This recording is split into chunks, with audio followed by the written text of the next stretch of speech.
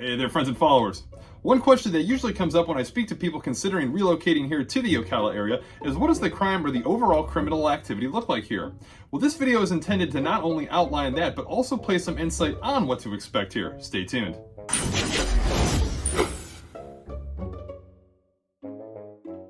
So yes, as always, welcome back here with you, your local Ocala realtor. So the age-old question, is Ocala a safe area?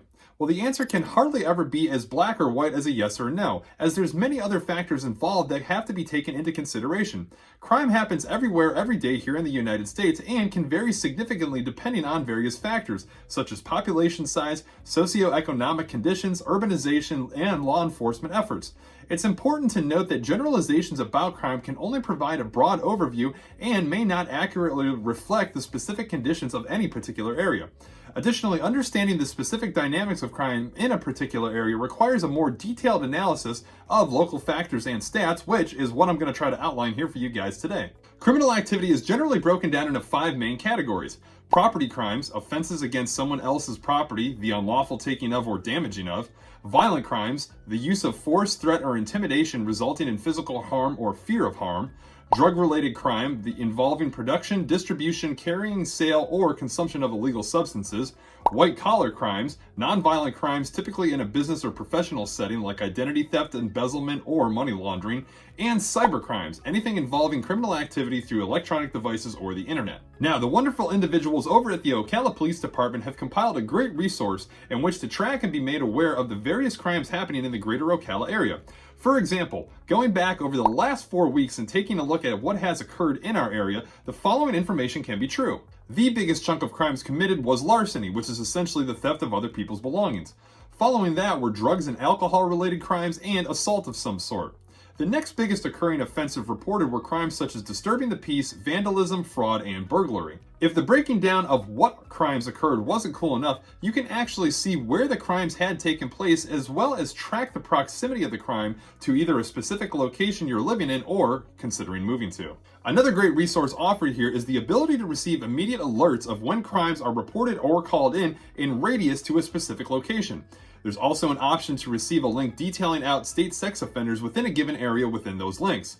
To keep track of activity occurring in the moment, within the website you can track active Ocala Police Department calls of duty, along with other resources like various police scanners across social media platforms. Furthermore, OPD's website compiles a plethora of information and condenses it all into an annual report made available to the public, which outlines everything from statistics and success rates from each department, traffic activity information, insight on new advancements in the department's resources, special forces and community engagement, and complaint investigations and use of force tracking. For those outside the city limit or in specifically designated areas under watch of the Marion County Sheriff, they too offer the same crime map with readily available information.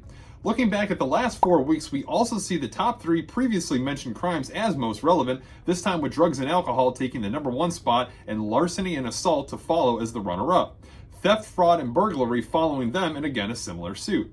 People are always so curious to know what areas here in Ocala are good or bad. The truth is, crime can either happen or not happen in those good or bad areas. For instance, my gated community still experiences the occasional teenager going around and checking car doors to see if they've been left open late at night. And I know spots in bad areas that never seem to have any problems whatsoever, as if they were somehow immune to their immediate surroundings. As a longtime resident to the area, I try and give prospective customers an idea of what they can expect to any location here in the area, as the same item may not be as high of a concern from one individual to the next. Another tip that goes a long way is if you don't put yourself in certain areas of any place, that of course greatly reduces your exposure to any type of criminal element. In some cases, word of mouth alone can create these proposed bad areas, and if you've never researched crime on an area until thinking of moving to a location, then look into your current area's crime statistics, if nothing more than to simply compare the two. If you're contemplating moving to the Ocala area and are interested in checking out some of these stats but maybe need some help navigating them, then reach out to me directly, as I would love to assist you. If this video caught your interest in researching crime for whatever reason, you may also be interested in researching, say, school zones. Well, we have you covered there, as this next video coming up will not only outline some of the top school zones, but the communities that surround them. If you guys have any questions, comments, or want any further information, drop a comment below or find my information and reach out to me directly. As always, be sure to like and subscribe to the channel to stay up to date with great videos like this as they're released. Thanks for tuning in to check out these videos, and we'll catch you guys on the next one.